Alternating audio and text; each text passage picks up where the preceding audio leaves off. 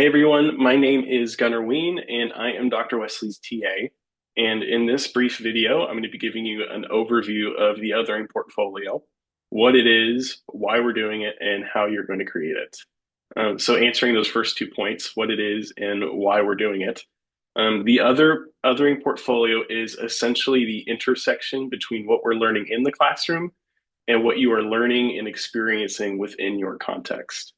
Um, as folks in ministry, whether you're a pastor, whether you're serving in another sort of capacity, we are constantly interacting with folks, learning to love, care for, intercede on their behalf, speak to on behalf of.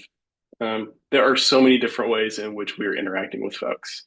And as we're going to learn throughout this course, othering shows up in many different ways systematically, interpersonally, racially, ethnically, socioeconomically, you name it. Othering is across the spectrum. Um, so the purpose of the portfolio is to take our learning one step further, to not just think about, oh, what did we learn in that lecture? What did we learn in our reading? But how are you actively encountering othering in your context?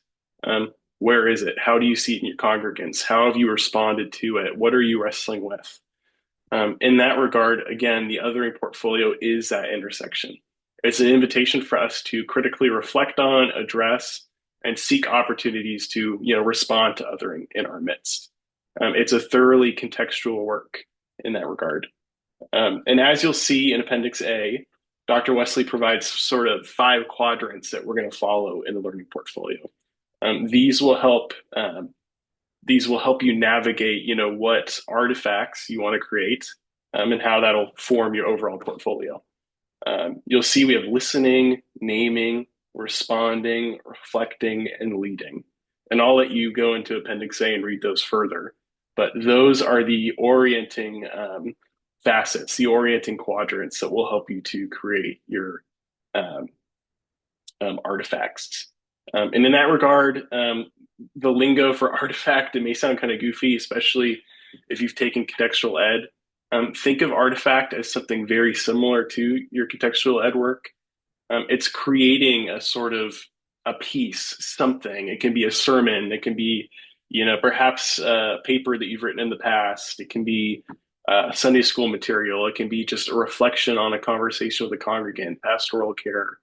Um, Really, most every critical form of reflection will meet these criteria for an artifact. But if you have any questions, if you're curious as to whether your artifact is substantive enough, if it needs more, if you need some further instruction, don't hesitate to reach out to Dr. Wesley or myself. We are here to help you make these artifacts and really make your your othering portfolio as substantive as possible. So now we're going to talk about how to create your othering portfolio. So as you saw in the syllabus, we are going to be using Google Sites to create our othering portfolios. Google Sites is just a great free resource to create what it sounds like, basically a website. But in our case, we're going to use that same format to lay out our portfolio. In there, you're going to have those 5 different quadrants, learning, naming, responding, etc. You're also going to have a home page, which is just, a photo of yourself, maybe your family, and a brief description of who you are, where you're from, and what your context is, specifically in light of othering. Where do you find yourself? How have you responded to othering? What are you longing to do, perhaps? Now, as you'll see on Moodle, and let me share my screen here really quick. As you'll see on Moodle, there is going to be a link to our shared Google Sites page. This is what you'll see when you hit that link. It says ICS 600, or I'm sorry, 1690 Othering Christian Witness. As you scroll down, you'll see that there are a bunch of different tabs for all our different Google Sites. The first 3 up here are all examples. You have Dr. Wesley's, you have one that I created, and likewise, you have one from Emily McCullough, who is a student from the last time that Dr. Wesley taught othering. Emily's example portfolio is awesome. She did a really good job with all her artifacts, with compiling everything. You may notice that her tabs aren't, listed as we're doing them this semester under those 5 quadrants. Dr. Wesley and I have revised that for for this semester. So if anything looks different on Emily's, that's okay. It's from a previous semester. We've changed it up a little bit. But still, the content in Emily's portfolio is great. It's a great example. Now, you'll want to scroll down, and first thing you're going to see is all of these blank tabs. Click to edit text and a box here. What you are going to do is create your Google site and then come back here, choose an empty box and make it your own. So first, I'm going to show you how to create your own Google site. So you're going to open a new tab on Google.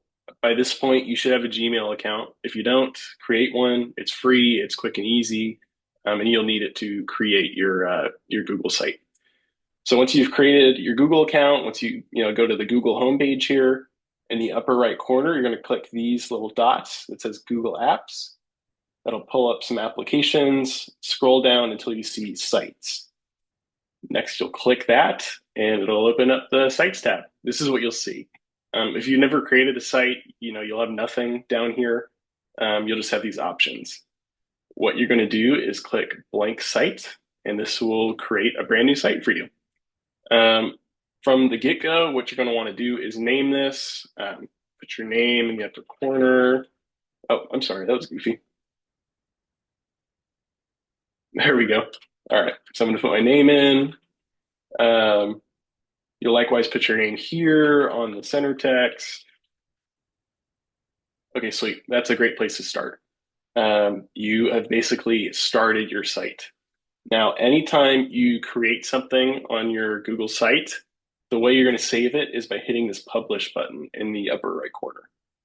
Once you hit that, it'll, at least the first time, it'll give you this option. It'll ask you what you want the web address to be. Don't worry about it. What you will want to do before hitting the publish button is hit manage here. Who can view my site? You want to change this to everyone. That way, Dr. Wesley, myself, fellow classmates, we can all access your site so that we can see your portfolio. You're going to do two things. Under general access and draft, click restricted, change it to anyone with a link. And then under publish site, well, it did it automatically for me, but make sure that publish site also says, public, that anyone on the internet can find and open it. Once you've done that, hit done, hit publish, and your site has been published successfully. It's up. So next, to add your Google site to our collective site page, you're going to click the URL, copy that, go over to our shared othering site, pick one of those open squares, and what you're going to do is click the larger text, put your name in there,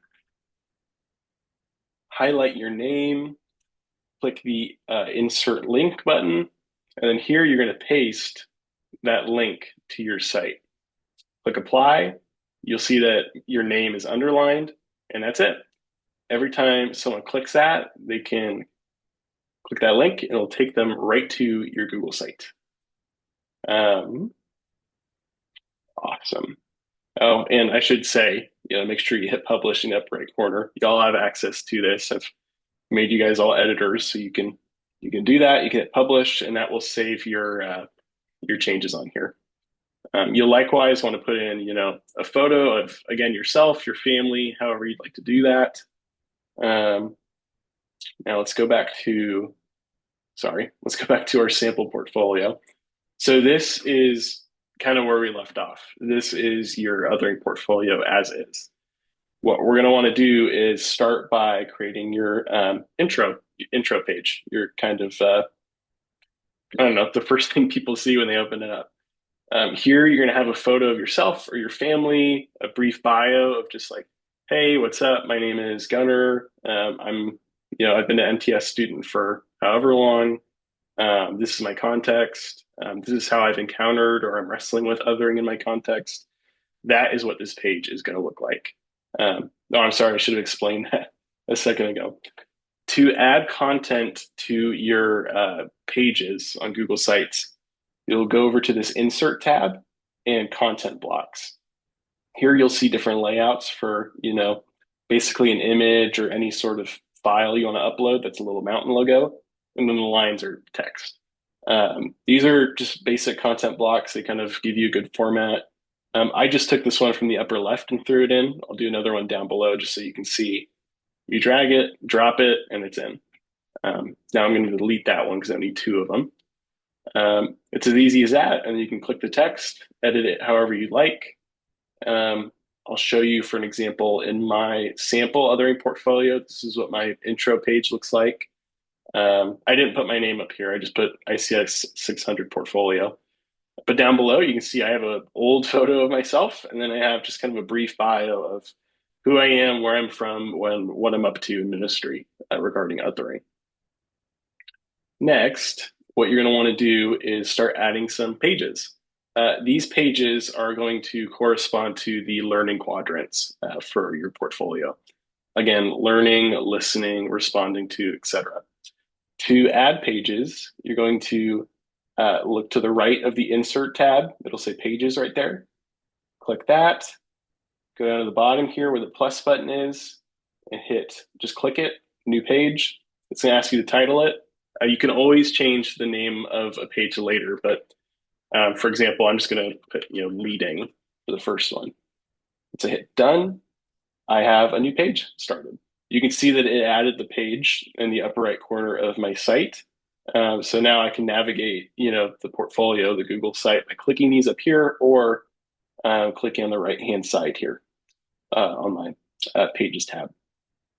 Now, just like inserting that content on your sort of home or introduction page, on your actual content pages where you're going to be adding artifacts and everything, you'll want to drag a content block over, whichever one makes sense for whatever you're submitting. If you have really, depending on how many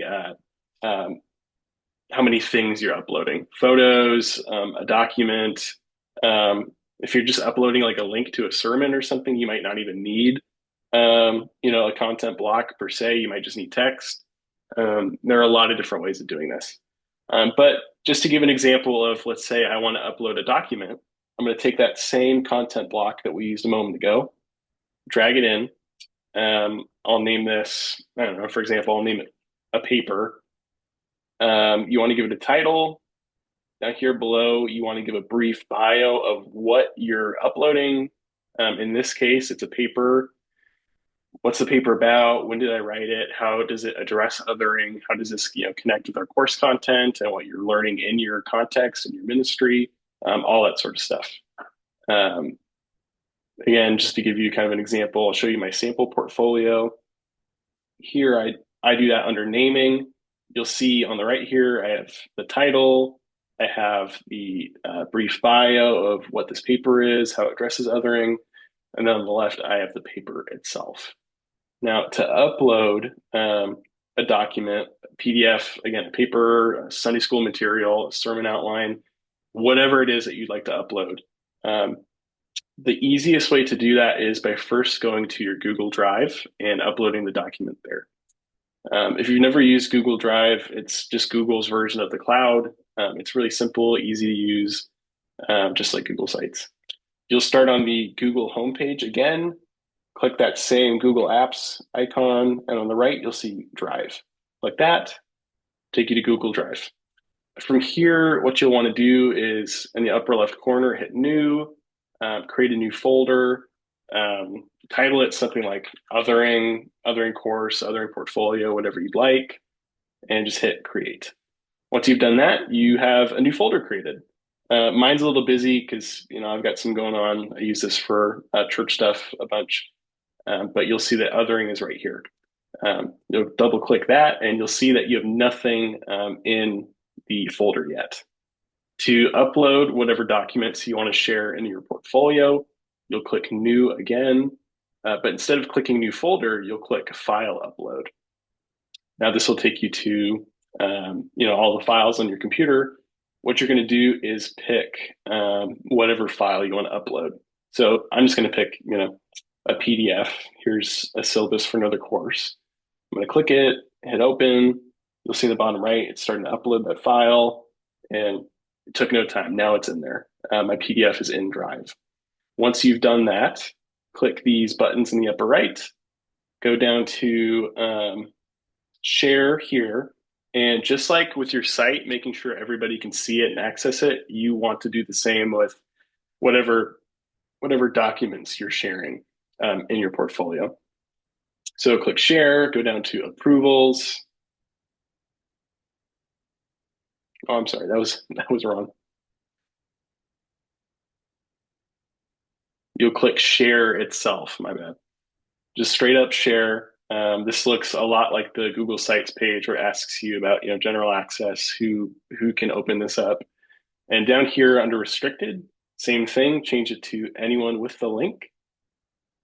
Once you've done that, you'll click done. And that's it. Anybody with the link can access this PDF now. So I'm going to go back to the sample portfolio we're making. To upload that PDF, I'm going to click the plus button on this content block, and then I'm going to click from drive. Now on the right side, my drive's going to pop up. All my folders are going to be in here. I am going to look for othering portfolio. Right there, othering. And double click that, and then you'll see that my PDF shows up. I'm going to double click that, and it's going to show up just here on the left-hand side. You can mess around with resizing this a little bit, dragging it, just, for aesthetics. That way, the paper shows up kind of like as its own first page, not all wide like that. But again, now that it's here, anyone can click it and it'll take them right to that document. Once you finish this page, anytime you finish doing something, just make sure to go hit publish. Again, if you don't do that, it's not going to save anything. So just, be careful. Just hit up publish as much as you can. Make sure all your stuff stays in. And that's about it. You're going to do the same thing for all your other pages. For example, if I go back to my sample portfolio, I have a second option here. This is where I shared a Ash Wednesday homily from a couple years ago. Just like for that PDF, I wrote a brief bio, kind of what this is, in this case, what text I was, preaching on, how I was kind of exegeting the text, and how, that applied to my context, to the folks that were in attendance worshiping, what I was inviting them into. Now, at the bottom here, I have a link to that service. That's really easy. If you want to insert a link, you just click wherever. Here, I'll go a couple spaces down just to show you a new one. Just click in the body text, click that same insert link button. I don't have a link currently saved, but what I would do is, paste a link right here. Oh, sick. I still have a link from earlier. Sick. Okay, cool. I'm going to paste that link there, hit apply, and then sweet. Anybody can click this link and it'll take them straight to, in this case, that homily that I was preaching. Just as before, I'm going to be safe, hit published. Oh, that didn't actually change anything, so it doesn't need to be published. Sick. I think the last thing that I'm going to show you, just when it comes to the portfolio, is how you can customize it and really make it your own. So you'll see on the right-hand side, we've checked out the insert and the pages tabs, but there's also a themes tab. When you click that, you're just going to get these options for, themes, exactly that. A theme changes everything about your portfolio, all the aesthetics of it, the background photo here at the top, the colors that are used, the fonts, all that. I am currently using Diplomat. It's been one of my favorites, but level down here is what I'm using on our shared Google site. If I click that, you'll see that it just changed most everything. My font kind of stayed the same down below, but up here, the style changed a bit. It's yellow now. I can do the same thing. I'll click Vision, different color in the background. You can, of course, do this all as custom as you want. Like over here, you can upload an image if you want. Like you can go as crazy with this as you want. But if you just want to keep it aesthetically pleasing, simple, straight to the point, Google gives you some really good themes just to run with. So again, I'm going to change it back to Diplomat, and that is my portfolio. Now, I hope this video helped out. I realize that there's still some nuance or some things to figure out with the othering portfolio. It's going to take us probably a couple of weeks to really get this thing figured out. Know that Dr. Wesley and I have some grace, especially early on when it comes to figuring the portfolio out, what sort of artifacts you're going to do, how to upload them, how to make the portfolio your own. Again, Dr. Wesley and I are here to help you however you need. So please contact us. You can always shoot me an email. You can find that. You can find my email in the course syllabus. I'm more than happy to answer your questions. I can meet with you over Zoom and kind of walk you through it, walk you through the portfolio. That's helped students in the past a lot. Um, but yeah, apart from that, I hope this video helped you out, and I look forward to working with you this semester. Thanks.